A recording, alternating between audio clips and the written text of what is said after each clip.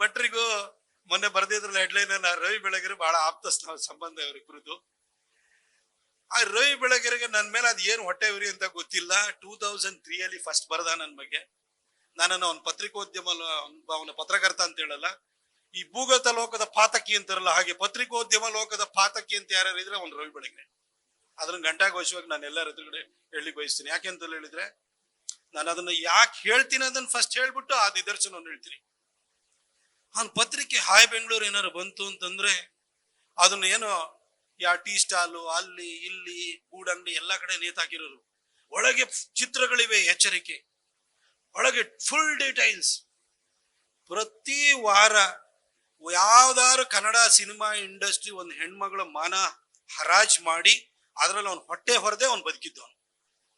ಅವ್ನು ಬೇರೆ ಬರವಣಿಗೆ ಬಿಟ್ಬಿಡಿ, ಆದ್ರೆ ಪ್ರತಿ ವಾರ ಅವ್ನ ಪೇಪರ್ ಸೇಲ್ ಆಗ್ತಿದ್ದಿದ್ದು ಏನಕ್ಕೆ? ಆಶಾಲತಾ ಹೋಗಿ ಕೇಳಿ, ಶ್ರುತಿ ಅವ್ರನ್ನ ಹೋಗಿ ಕೇಳಿ, ಅಮೂಲ್ಯ ಅವ್ರನ್ನ ಹೋಗಿ ಕೇಳಿ, ಆ ಶೃಂಗೇರಿನಲ್ಲಿ ಫಿಲ್ಮ್ ಆಕ್ಟ್ರೆಸ್ ಒಬ್ಳು ಇದ್ಲು, ಆಕೆ ಅವಳ ಹೆಸರು ಮರೆತುಬಿಟ್ಟೆ ನಾನು. ಪ್ರತಿ ವಾರನೂ ಕೂಡ ಒಂದೊಂದು ಹೆಣ್ಣು ಮಕ್ಕಳ ಬಗ್ಗೆ ರೋಚಕವಾಗಿ ಬರೆದು, ಏನೋ ನಾನು ಅಸಹ್ಯವಾಗಿ ಬರೆದು ಅವರು ತಲೆ ಎತ್ತಿ ತಿರುಗಬಾರದು ಸಮಾಜದಲ್ಲಿ, ಆ ರೀತಿ ಮಾಡ್ತಿದ್ದಂತಹ ವ್ಯಕ್ತಿ ಅವನು ರವಿ ಬೆಳಗೆರೆ ಆಗಿದ್ದ. ಈ ವ್ಯಕ್ತಿ ನನ್ನ ಮೇಲೆ ಅದು ಏನಕ್ಕೆ ಅಂತ ಗೊತ್ತಿಲ್ಲ, ನಾನು ಯಂಗ್ಸ್ಟರ್ ಆಗಿ ಬಂದು ನಾನೇನೋ ಸ್ವಲ್ಪ ಬರಿತಾ ಇದ್ದೆ. ಅದಕ್ಕೂ ಪತ್ರಿಕೋದ್ಯಮದಲ್ಲಿ ಯಾವಾಗ್ಲೂ ಕೂಡ ನಮ್ ಕಡೆ ಎಡಕ್ಕೆ ಎಳ್ಕೊಂಡು ಹೋಗೋದು ನಮ್ಮ ಪತ್ರಿಕೋದ್ಯಮ. ನಾನು ಹುಟ್ಟತಲೆ ನಮ್ಮಪ್ಪ ಹಾಸನ ಜಿಲ್ಲೆನಲ್ಲಿ ಜನಸಂಘದಿಂದ ಆಯ್ಕೆಯಾಗಿ, ಅಂದ್ರೆ ಆಗ ಜನಸಂಘದ ದೀಪದ ಗುರುತು ಪಂಚಾಯತಿ ಚುನಾವಣೆಯಲ್ಲೂ ಇತ್ತು. ಪಂಚಾಯತಿ 1968 ಜನಸಂಘದ ದೀಪದ ಗುರುತಿನಲ್ಲಿ ಆಯ್ಕೆಯಾಗಿ 10 ವರ್ಷ ಪಂಚಾಯತಿ ಚೇರ್ಮನ್ ಆಗಿದ್ರು. ನಮ್ಮಪ್ಪ 1961 ನಾಗ್ಪುರದಲ್ಲಿ OTC ಮಾಡಿದ್ರು. ಅವರು ಸೈಂಟ್ ಫಿಲೋಮಿನಾಸ್ ಕಾಲೇಜ್ ಮೈಸೂರಿನಲ್ಲಿ ಇರ್ಬೇಕಾದ್ರೆ ಅವರು ಅಲ್ಲೂ ಕೂಡ ಹಾಸ್ಟೆಲ್ ಅಲ್ಲಿ ಇದ್ಕೊಂಡು ಶಾಖೆನ ಮಾಡೋರು. ಹಾಗೆ ನಂದು ಆ ತರದೊಂದು ಹಿನ್ನೆಲೆ ಇರೋದು. ನನ್ನ ಹೆಸರು ಕೂಡ ರಾಣಾ ಪ್ರತಾಪ್, ಆ ಹೆಸರಿನಿಂದಲೇ ನನಗೆ ಪ್ರತಾಪ್ ಸಿಂಹ ಅಂತ ಹೆಸರಿಟ್ಟಿರುವಂಥದ್ದು. ನಾನು ಸ್ವಲ್ಪ ರೈಟಿಗೆ ಒಂದು ಜಾಸ್ತಿ. ಹಾಗೆ ನಾನು ಒಂಥರ ಈ ಬಲಪಂಥೀಯ ವಿಚಾರಗಳು ಏನಿತ್ತು, ಮುಸಲ್ಮಾನ ಬಾಂಧವರು ಅಂತ ಬರೆಯೋರು. ನಮಗವ್ರಿಗೆ ಏನ್ರಿ ಸಂಬಂಧ? ಆದ್ರೆ ಪತ್ರಿಕೋದ್ಯಮದಲ್ಲಿ ಮುಸಲ್ಮಾನ ಬಾಂಧವರು ಅಂತ ಬರೆಯೋರು, ಕ್ರೈಸ್ತ ಬಾಂಧವರು ಅಂದ್ರೆ ನಾನು ಮುಸ್ಲಿಮ್ರು ಅಂತ ಬರದೆ ಕ್ರೈಸ್ತರು ಅಂತ ಈ ತರದ ಪತ್ರಿಕೋದ್ಯಮ ಪ್ರಾರಂಭ ಮಾಡಿದ್ರು. ಈ ಮನುಷ್ಯ ನನಗೆ ಸುಮ್ನೆ ಬಂದ ಕುಟಿಗಿದ. ಆಮೇಲೆ ನಾನೇನ್ ಮಾಡಿದೆ, ನಾನು ಸುಮ್ಮನಾದೆ. ಯಾಕಂದ್ರೆ ಆತಂದೇ ಪತ್ರಿಕೆ ಏನ್ ಬೇಕಾದ್ರೂ ಬರ್ಕೊಳ್ಬಹುದು. ಈ ಕಡೆ ಇಲ್ಲಿ ಪತ್ರಿಕೆಯಲ್ಲಿ ಬರೀಲಿಕ್ಕೆ ಭಟ್ರು ನನಗೆ ಬಿಡ್ಬೇಕಲ್ಲ, ಹಾಗೆ ನಾನು ವೈಯಕ್ತಿಕ ದಾಳಿ ಯಾರ ಬಗ್ಗೆನೂ ಮಾಡಕ್ಕಾಗಲ್ಲ. ಹೀಗೆ ಒಂದ್ಸರಿ ಏನ್ ಮಾಡಿದೆ, ಸಾಕೇತ್ ರಾಜನ್ ಅಂತ ನೀವೆಲ್ಲ ಕೇಳಿರ್ಬೋದು, ಅವನ ನಕ್ಸಲೈಟ್ ಸಿಂಪಥೈಸರ್, ಅವ್ನು ಜೇನುನಲ್ಲಿ ಓದ್ತುನು, ಅವನ್ನ ಎನ್ಕೌಂಟರ್ ಮಾಡ್ತಾರೆ. ನಮಗೆ ಸಾಕೇತ್ಗಿಂತ ಸುದರ್ಶನ್ ಮುಖ್ಯವಾಗುವುದೇಕೆ ಅಂತ ಹೇಳ್ಬಿಟ್ಟು ಡಾಕ್ಟರ್ ಹನುಮರೆಡ್ಡಿ ಸುದರ್ಶನ್ ಅಂತ ಹೇಳ್ಬಿಟ್ಟು ಬಿಳಿಗಿರಿ ರಂಗನ ಬೆಟ್ಟದಲ್ಲಿ ಅವರೊಬ್ರು ಡಾಕ್ಟರ್ ಅವರು ಅಲ್ಲಿ ಹೋಗಿ ಈ ಒಂದು ಬುಡಕಟ್ಟು ಜನಾಂಗದವ್ರು ಯಾರಿದ್ದಾರೆ ಅವರ ಸೇವೆನ ಮಾಡ್ತಾ ಇದ್ರಲ್ಲ, ಇವನು ಜೇನಿನಲ್ಲಿ ಡಿಗ್ರಿ ತಗೊಂಡ್ರು ಕೂಡ ಕಣ್ಣವ್ರ ಮಕ್ಕಳಿಗಿನ್ನ ಕಾಡದಾರಿ ತೋರಿಸ್ದ. ಅವರು ಮೆಡಿಕಲ್ ಡಿಗ್ರಿಯನ್ನು ತಗೊಂಡ್ಬಂದು ಆ ಕಾಡಿನಲ್ಲಿರುವಂತ ಜನಕ್ಕೆ ಅವರ ಬದುಕಿನಲ್ಲಿ ಬದಲಾವಣೆಯನ್ನು ತಗೊಂಡ್ಬಂದ್ರು, ಅವರನ್ನ ಊರ್ ಕಡೆಗೆ ಅವ್ರನ್ನ ಮುಖ ಮಾಡಿದ್ರು ಅಂತ ಹೇಳ್ಬಿಟ್ಟು ಅವ್ರ ಬಗ್ಗೆ ಒಂದು ಆರ್ಟಿಕಲ್ ಬರದೆ. ಆನಂತರ ಅವನಿಗೆ ಇನ್ನೂ ರವಿ ಬೆಳಗ್ಗೆ ವಿಪರೀತ ಸಿಟ್ಟು ಬಂದ್ಬಿಟ್ಟು ಅವನ್ ಬರೆದಿದ್ದನ್ನ ಯಾರು ಕ್ವಶನ್ ಮಾಡುವಾಗೆ ಇಲ್ಲ. ನಾನು ವಿಜಯ ಕರ್ನಾಟಕದಲ್ಲಿ ಅವನಿಗೆ ವಾಪಸ್ ಈ ತರ ಇನ್ನೊಂದು ಥಾಟ್ ಪ್ರೊಸೆಸ್ ಅನ್ನು ಕೊಟ್ಟಾದ ಕೂಡಲೇ ನನ್ನ ಮೇಲೆ ಸಿಟ್ಟಿಗೆ ಎದ್ದು ಬರ್ದ ಪ್ರತಿ ವಾರ ಬರೆಯೋದು ನನ್ನ ಬಗ್ಗೆ. ನನಗೆ ಅವ್ನಿಗೆ ತೆಲುಗು ಬೇರೆ ಬರ್ತಾ ಇತ್ತು. ಆ ತೆಲುಗು ಏನೇನೋ ಶಬ್ದಗಳು ನನಗೆ ಅಡ್ಡ ಹೆಸರೆಲ್ಲ ಇಟ್ಟುಬಿಟ್ಟು ಬರ್ಲಿಕ್ಕೆ ಶುರು ಮಾಡಿದ್ರು. ಎಲ್ಲ ಆಯ್ತು. 2010 ಬಹುಶಃ 2008 ಯಡಿಯೂರಪ್ಪ ಸಾಹೇಬ್ರ ಸರ್ಕಾರ ಬಂತು ರಾಜ್ಯದಲ್ಲಿ. ಅಲ್ಲಿವರೆಗೂ ರವಿ ಬೆಳಗೆರೆ ನನಗೆ ಸತತವಾಗಿ ಬರಿತಾನೇ ಇದ್ದ. ಅದಾದ್ಮೇಲೆ 2000 ಮತಾಂತರದ ಬಗ್ಗೆ ಬರೆದಿದ್ವ ನಾವು 2006ರಲ್ಲಿ ಮತಾಂತರದ ಬಗ್ಗೆ, ಮತಾಂತರ ತಪ್ಪು ಅನ್ನೋದನ್ನ ಸಾಬೀತು ಮಾಡಬೇಕು ಅನ್ನೋ ದೃಷ್ಟಿನಲ್ಲಿ ನಾವೊಂದು ವಿಜಯ ಕರ್ನಾಟಕದಲ್ಲಿ ಭಟ್ರು ಒಂದು ಡಿಬೇಟ್ ಅನ್ನ ಸ್ಟಾರ್ಟ್ ಮಾಡಿರು. ಆ ಡಿಬೇಟ್ ಅನ್ನ ಯಾರು ಅಂತ ಸ್ಟಾರ್ಟ್ ಮಾಡಿದವ್ರು ಯಾರು ಅಂತ ಹೇಳಿದ್ರೆ SL ಭೈರಪ್ಪನವರು. ತುಂಬಾ ಅದ್ಭುತವಾಗಿ ಇಡೀ ಫ್ರಂಟ್ ಪೇಜ್ ಅಷ್ಟನ್ನೇ ಹಾಕಿದ್ರು. ಅದಾದ ನಂತರ ಆ ಡಿಬೇಟ್ ಅನ್ನ ಸ್ಟಾರ್ಟ್ ಮಾಡಿದ್ರು. ಅದಾಗಿ ಅದು ಗುರುವಾರ ಬಂತು. ಭಾನುವಾರ ರವಿ ಬೆಳಗೆರೆ ಕಡೆ ಅವ್ರ ಕೈಯಿಂದಲೂ ಕೂಡ ವಿಜಯ ಕರ್ನಾಟಕದಲ್ಲಿ ಲೇಖನ ಭಟ್ರು ಬರೆಸ್ತಾ ಇದ್ರು. ಭಾನುವಾರದ ಲೇಖನವನ್ನು ತೆಗೆದು ನೋಡಿದ್ರೆ ಅವ್ನು ರವಿ ಬೆಳಗೆರೆ ಯಾವ ರೀತಿ ವಿಶಲ್ ಭೈರಪ್ಪನವ್ರ ಬಗ್ಗೆ ತುಚ್ಛವಾಗಿ ಬರೆದಿದ್ದ ಅಂತ ಹೇಳಿದ್ರೆ, ಅವರನ್ನ ಕೆಟ್ಟದಾಗಿ ಬರೆದು, ಅಂದ್ರೆ ಅವರೊಬ್ಬ ಮಸೀದಿಯ ಮುಲ್ಲಂತರ ಮಾತನಾಡ್ತಿದ್ದಾರೆ, ಆಗ ತಾನೇ ಮುಟ್ಟಾದ ಮಹಿಳೆಯಂತೆ ವರ್ತಿಸ್ತಾ ಇದ್ದಾರೆ. ಈ ತರ ಎಲ್ಲ ಅಸಭ್ಯವಾದಂತಹ ಶಬ್ದಗಳನ್ನು ಹಾಕಿ ಎಸ್.ಎಲ್. ಭೈರಪ್ಪನವ್ರನ್ನ ಎಡಪಂಥೀಯರು ಅಷ್ಟು ತುಚ್ಛವಾಗಿ ನಿಲ್ಸಿರ್ಲಿಲ್ಲ, ರವಿ ಬೆಳಗೆರೆ ನಿಲ್ಸ್ತ. ಅವನಿಗೊಂದು ಏನಿತ್ತು ಅಂತ ಹೇಳಿದ್ರೆ, ಎಲ್ಲರನ್ನೂ ಹೊಡೆದು ಬಿಡ್ತೀನಿ ನಾನು ಮಾತ್ರ ನಾನೇ ಅಲ್ಟಿಮೇಟ್ ಅನ್ನೋದನ್ನು ಸಾಬೀತು ಮಾಡಬೇಕು ಅನ್ನೋದಿತ್ತು.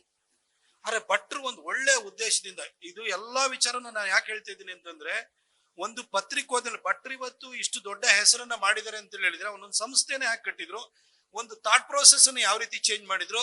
ಇವತ್ತು ಬಿಜೆಪಿ ಅನ್ನೋದು ಅಧಿಕಾರಕ್ಕೆ ಬಂದಿದ್ರೆ, ಈ ಬಿಜೆಪಿ ಅವ್ರ ಭಾಷಣ ಕೇಳ್ಕೊಂಡ್ಬಿಟ್ಟು ಅಧಿಕಾರಕ್ಕೆ ಬಂದಿರೋದಲ್ಲ, ಅದರಲ್ಲಿ ವಿಶ್ವೇಶ್ವರ ಭಟ್ರ ದೊಡ್ಡ ಕೊಡುಗೆ ಇದೆ. ಯಾಕೆಂದ್ರೆ ವಿಜಯ ಕರ್ನಾಟಕದಲ್ಲಿ ಮನೆನೂ ತಲುಪಿ ಮನಸ್ಸುಗಳನ್ನು ಬದಲಾಯಿಸಿದವರು ಲೇಖನಗಳ ಮುಖಾಂತರವಾಗಿ, ಅದು ವಿಶ್ವೇಶ್ವರ ಭಟ್ರು. ಅಲ್ಲಿವರೆಗೂ ಬಿಜೆಪಿ ಎಷ್ಟಿತ್ತು? 39, 42, 79 ಆಗಿದ್ಯ ಅವಾಗ 2004ರಲ್ಲಿ. ಅಲ್ಲಿವರೆಗೂ 2004ಕ್ಕೂ ವಿಜಯ ಕರ್ನಾಟಕ ಯಾವ ರೀತಿ ರೈಸ್ ಆಯ್ತು? ವಿಶ್ವೇಶ್ವರ ಭಟ್ರಿಂದಾಗಿ. ಆ ನಂತರ ಹೇಗೆ ಬಿಜೆಪಿನೂ ಬೆಳೀತು ಅದನ್ನು ಯೋಚನೆಯನ್ನ ಮಾಡಿ. ಆ ಒಂದು ಬಲಪಂಥೀಯ ಚಿಂತನೆಗಳು ರಾಷ್ಟ್ರೀಯತೆಗೆ ವೇದಿಕೆಯನ್ನು ಕೊಟ್ಟಿದ್ದು ವಿಶ್ವೇಶ್ವರ ಭಟ್ರು. ಹಾಗಾಗಿಯೇ ಹೆಚ್ಚು ಜನಕ್ಕೆ ತಲುಪೋಕಾಯ್ತು. ಇಡೀ ಕರ್ನಾಟಕದ ಮೂಲೆಗಳು ತಲುಪಿಬಿಟ್ಟು ಅಷ್ಟು ಜನ ಯಂಗ್ಸ್ಟರ್ಸ್ ನ ಇನ್ಫ್ಲೂಯೆನ್ಸ್ ಮಾಡ್ಲಿಕ್ಕಾಗಿದ್ದು ಭಟ್ರ ಪತ್ರಿಕೋದ್ಯಮದಿಂದಾಗಿ. ಇನ್ನು ಈ ವಿಚಾರಕ್ಕೆ ಬರೋದಾದ್ರೆ, ಭೈರಪ್ಪನವ್ರ ಬಗ್ಗೆ ಹಂಗೆಲ್ಲ ಬರೆದಿದ್ದ. ಭಟ್ರು ನನಗೆ ಭಾನುವಾರ ಕಾಲ್ ಮಾಡಿದ್ರು, ರವಿ ಬೆಳಗೆರೆ ಅವ್ನು ಬಂದಂತ ಭೈರಪ್ಪನವರಿಗೆ ಹೊಡೆದಾಕ್ಬಿಟ್ಟಿದ್ಯಾ ಅಂತೇಳಿ ಏನ್ ಮೇಲ್ಗಳು ಅವನಿಗೆ, ರವಿ ಬೆಳಗೆರೆಗೆ. ಯಾಕಂದ್ರೆ ಮೇಲ್ ಇಡಿ ಹಾಕ್ತಾ ಇತ್ತು. ಭಟ್ರಿಗೆ ಫಾರ್ವರ್ಡ್ ಎಲ್ಲ ಮಾಡ್ಬಿಟ್ಟು, ಪ್ರತಾಪ್ ಹಿಂಗಾಗಿದೆ, ಮೇಲ್ ಎಲ್ಲ ಫಾರ್ವರ್ಡ್ ಮಾಡಿದ್ದೇನೆ, ಆದ್ರೆ ನಮ್ಮ ಡಿಬೇಟಿನ ಉದ್ದೇಶನೇ ಬೇರೆ ಇತ್ತು, ಸಂಪೂರ್ಣವಾಗಿ ಬದಲಾಗ್ಬಿಟ್ಟಿದೆ, ಎಲ್ಲೋ ದಾರಿ ತಪ್ಪಿ ಹೋಗ್ಬಿಟ್ಟಿದೆ, ಇದನ್ನ ಸರಿ ದಾರಿ ತರಬೇಕು, ನೀನ್ ರವಿ ಬೆಳಗೆರೆನ ಕೌಂಟರ್ ಮಾಡು ಅಂದ್ರು. ಭಟ್ರು ಅವರು ದೋಸ್ತಿ, ನನ್ನನ್ನು ಅವನು ಕುಡುಕ್ತಾನೆ ಇರ್ತಾನೆ, ಅವನಿಗೆ ವಾಪಸ್ ಹೊಡೆಯಕ್ ಭಟ್ರು ಬಿಡಲ್ಲ, ಇದಕ್ ನಾನು ಹೋಗಿ ತಲೆ ಕೊಡ್ಬೇಕು. ಭಟ್ರಿಗೆ ನಾ ಹೇಳಿದೆ, ನಾನು ಓದಿದ್ಯಾ ಅಂತ ಕೇಳಿದ್ರು, ಓದಿಲ್ಲ ಅಂದೆ. ಆಮೇಲೆ ಭಟ್ರಿಗೆ ಓದಿ ಒಂದು ನನ್ಗೆ ಕೌಂಟರ್ ಮಾಡು ಅಂದ್ರು. ಸರ್ ಅವ್ನು ಇವ್ರ ಬಗ್ಗೆ, ಭೈರಪ್ಪನವ್ರ ಬಗ್ಗೆ ವೈಯಕ್ತಿಕ ದಾಳಿ ಮಾಡಿದ್ದಾನೆ, ನಾನು ಅದೇ ಲ್ಯಾಂಗ್ವೇಜ್ ಅಲ್ಲಿ ಉತ್ತರ ಕೊಡ್ತೀನಿ ಸರ್, ಅವಕಾಶ ಕೊಡ್ತೀರಾ ಅಂದ್ರೆ, ಅದೆಲ್ಲ ಬೇಡ ಅಂತಂದ್ರು. ಅವ್ನು ಹಂಗೆ ಕೌಂಟರ್ ಮಾಡು, ಅವನು ವೈಚಾರಿಕವಾಗಿ ನೀ ಕೌಂಟರ್ ಮಾಡು ಅಂತ. ಆಮೇಲೆ ಇಲ್ಲ ಸರ್, ನಾನು ಅವನಿಗೆ ಪರ್ಸನಲ್ ಅಟ್ಯಾಕ್ ಮಾಡಕ್ ಬಿಟ್ರೆ ಅಷ್ಟೇನೆ ನಾನು ಬರೆಯೋದು ಅಂತಂದೆ. ಆಯ್ತು ಬರ್ಕೊಂಬ ಫಸ್ಟ್ ಅಂತಂದ್ರು.